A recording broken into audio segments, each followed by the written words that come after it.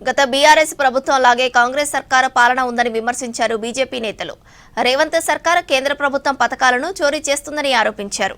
MIM Congress చీకటి ఒప్పందం చేసుకున్నాయి కాబట్టి జూబ్లీహిల్స్ ఉప ఎన్నికల్లో ఎంఐఎం పోటీ చేయడం లేదని ఆరోపించారు. బీసీల ఓట్లు అడిగే అర్హత కాంగ్రెస్ కు లేదన్నారు. బీఆర్ఎస్ కు ఓటేస్తే మూసీలో వేసినట్లే అని విమర్శించారు బీజేపీ నేతలు.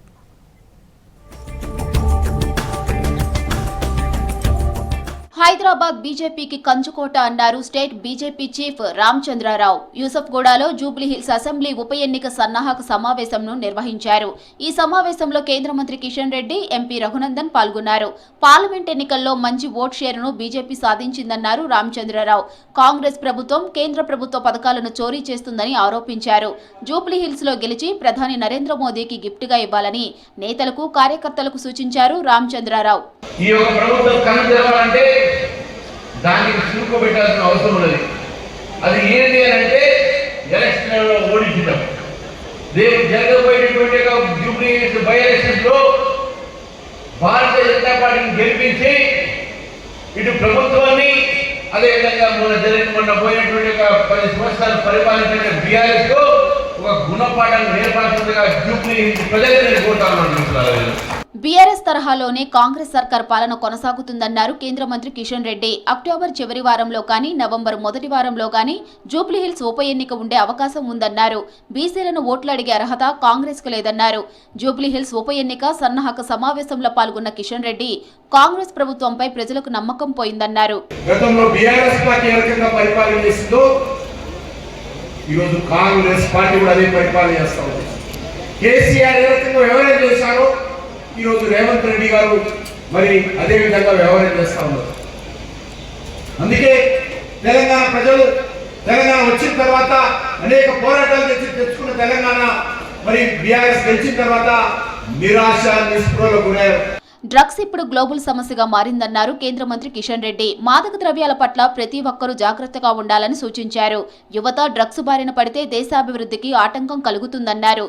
హైదరాబాద్ లో రైజింగ్ విజన్ 2047 ప్రొఫెషనల్ ఫౌండేషన్ ఆధ్వర్యంలో నిర్వహించిన డ్రగ్స్ అవగాహన కార్యక్రమంలో పాల్గొన్నారు కిషన్ రెడ్డి.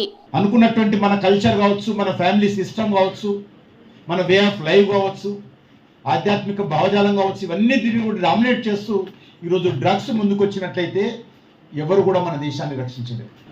చట్టాలతో మార్పు రాదు కాబట్టి ఒకటి చట్టాలు ఉండాలి. చట్టాలతో పాటు మానవ సంబంధాల ద్వారా, కుటుంబ సంబంధాల ద్వారా, కుటుంబ వ్యవస్థ ద్వారా ఏ ఇంటికి ఆ ఇంటికి ఒక వాలంటీర్ రాకపోతే ఎవరు రక్షించారు. మహాగణనాథుడి ఆశీస్సులు దేశ ప్రజలందరిపై ఉండాలన్నారు కేంద్ర మంత్రి ప్రహ్లాద్ జోషి. ఖైరతాబాద్ బడా గణపతితో పాటు బాలాపూర్ గణపతిని దర్శించుకున్నారు కేంద్ర మంత్రి. స్వామివారికి ప్రత్యేక పూజలు చేశారు. ప్రధానమంత్రి నరేంద్ర మోదీకి మరింత శక్తిని ప్రసాదించాలని కోరుకున్నట్లు తెలిపారు. बालापुर गणेशोत्सव समिति का इस ऐतिहासिक गणेश उत्सव का गणेश प्रतिष्ठापन जहाँ हुआ है, मैं आज पहली बार इधर मैं विजिट किया हूँ, दर्शन किया हूँ. मुझे बहुत प्रसन्न हुआ है. इतने बड़े जो प्रतिष्ठापन हुआ है गणेश जी का, ये दर्शन करते हुए मुझे बहुत आनंद हुआ है. జూబ్లీహిల్స్ ఉప ఎన్నికల్లో బీఆర్ఎస్ కు ఓటేస్తే మూసీలో వేసినట్లేని విమర్శించారు ఎంపీ రఘునందన్ రావు. జూబ్లీహిల్స్ ఉప ఎన్నిక బీహార్ ఎన్నికలతో పాటే వస్తుందన్నారు. ఎంఐఎం కాంగ్రెస్ చీకటి ఒప్పందం చేసుకున్నాయి కాబట్టే జూబ్లీహిల్స్ ఉప ఎన్నికల్లో ఎంఐఎం పోటీ చేయడం లేదని ఆరోపించారు రఘునందన్.